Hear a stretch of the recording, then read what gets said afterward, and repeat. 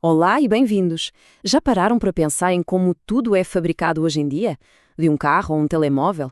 Por trás de tudo isso existe uma força elétrica, uma força invisível que move tudo. Essa força é a corrente alternada, ou CA.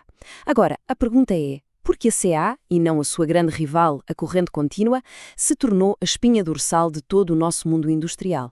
Pois é, a resposta é bem mais interessante do que parece. Vamos a isso? Ok. Tudo começa com um problema. Um problema gigantesco. Imaginem só, estamos no início do século XX. Existe uma central hidroelétrica poderosíssima, mas as fábricas que precisam daquela energia toda estão a centenas de quilómetros. Como é que se leva a eletricidade de um ponto ao outro sem a perder quase toda pelo caminho? Essa foi a grande questão que basicamente definiu a nossa era industrial.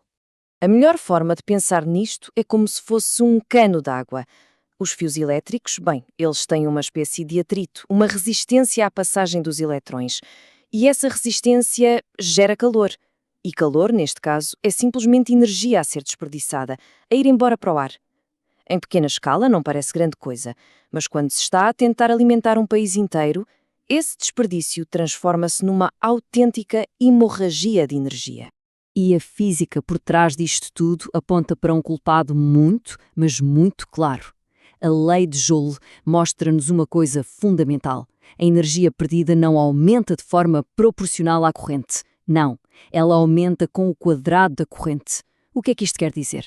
Quer dizer que se duplicarmos a corrente, as perdas não duplicam, elas quadruplicam. De repente, a solução ficou óbvia. Para transportar energia de forma eficiente, a corrente tinha que ser a mais baixa possível. A corrente alta era o inimigo. E é exatamente aqui que a corrente alternada entra em cena. E não entra como uma solução qualquer, entra como uma solução absolutamente genial. A CA tem, digamos, dois superpoderes que a sua concorrente, a corrente contínua, simplesmente não conseguia ter. E foram estes dois truques que mudaram o jogo por completo. O primeiro superpoder é a transformação. A tensão da CA pode ser alterada com uma facilidade incrível usando um aparelho que é quase mágico na sua simplicidade. O transformador não tem peças móveis, são só bobinas de fio, mas consegue aumentar ou diminuir a tensão com uma eficiência de mais de 99%. Já para a corrente contínua, fazer a mesma coisa era um pesadelo. Exigia máquinas enormes, caras e pouco eficientes. A ACA tornou a mudança de tensão uma coisa banal. E aqui vemos a beleza do sistema. É uma espécie de dança da energia. Primeiro, é gerada a uma tensão normal. Depois, um transformador eleva para níveis altíssimos para a longa viagem, o que faz com que a corrente baixe drasticamente e as perdas sejam mínimas. E, finalmente, já perto do destino, outro transformador baixa a tensão para níveis seguros para usar nas máquinas da fábrica. É este ciclo de sobe e desce que torna a nossa rede elétrica viável. E quando falamos em alta tensão, estamos a falar de números que são, uau, impressionantes. 500 mil volts é um valor bastante comum. Mas por que tanto? Bom, voltamos à lei de Joule. Ao aumentar a tensão 1000 vezes, por exemplo, a corrente pode ser reduzida 1000 vezes para entregar a mesma potência. E as perdas? As perdas, que dependem do quadrado da corrente, diminuem 1 milhão de vezes. É uma vitória esmagadora contra o desperdício de energia.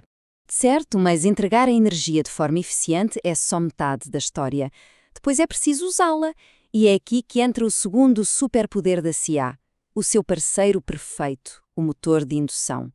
Este motor é uma verdadeira obra de arte da engenharia. É super robusto, barato de construir, quase não tem peças de desgaste.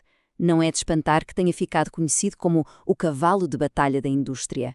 Mas para pôr estes cavalos de batalha a trabalhar com a máxima força e suavidade, era preciso uma versão ainda melhor de CA. A corrente que chega às nossas casas é monofásica. Mas a indústria funciona com um sistema muito, mas muito superior, a energia trifásica. Imaginem andar de bicicleta com um só pedal. O movimento seria aos solavancos, certo? Um impulso de força a cada volta. Agora, imaginem ter 3 pedais perfeitamente espaçados. O movimento seria muito mais suave. É exatamente isso que a energia trifásica faz. Em vez de uma única onda de energia, ela entrega 3 ondas perfeitamente sincronizadas. O resultado? Um fluxo de potência constante, suave, sem as pulsações da energia monofásica. E os benefícios são gigantes. Primeiro, essa entrega de potência suave é ideal para máquinas pesadas que funcionam sem vibrações. Mas o mais genial é que estas três fases, juntas, criam naturalmente um campo magnético que gira dentro do motor. É como uma mão invisível que puxa o rotor e o põe a girar, sem precisar de mecanismos de arranque complicados.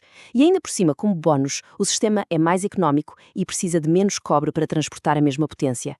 Mas, claro, nem tudo são rosas. Nenhum sistema é perfeito. E apesar da Gaia ser a rainha da indústria, ela também traz consigo alguns desafios técnicos, algumas dores de cabeça que os engenheiros têm de resolver todos os dias para que tudo funcione na perfeição. Vamos ver os três principais problemas de forma rápida. Primeiro, o fator de potência. Imaginem a espuma num copo de cerveja. Ocupa espaço, mas não serve para nada. Na eletricidade, os motores criam uma energia reativa parecida que sobrecarrega os fios sem fazer trabalho útil. A solução? Bancos de capacitores, que ajudam a eliminar essa espuma. Depois, as harmónicas. A eletrónica moderna pode sujar a onda de CA, criar ruído, como estática no telefone. E isso pode danificar outros equipamentos. Os filtros servem para limpar este ruído. E por último, a corrente de arranque. Motores grandes, ao ligar, puxam um pico de energia brutal que pode causar quebras de tensão na rede. Os soft starters resolvem isto, funcionando como uma rampa suave que aumenta a potência aos poucos. E tudo isto leva-nos a uma reviravolta final, e talvez a mais fascinante de todas.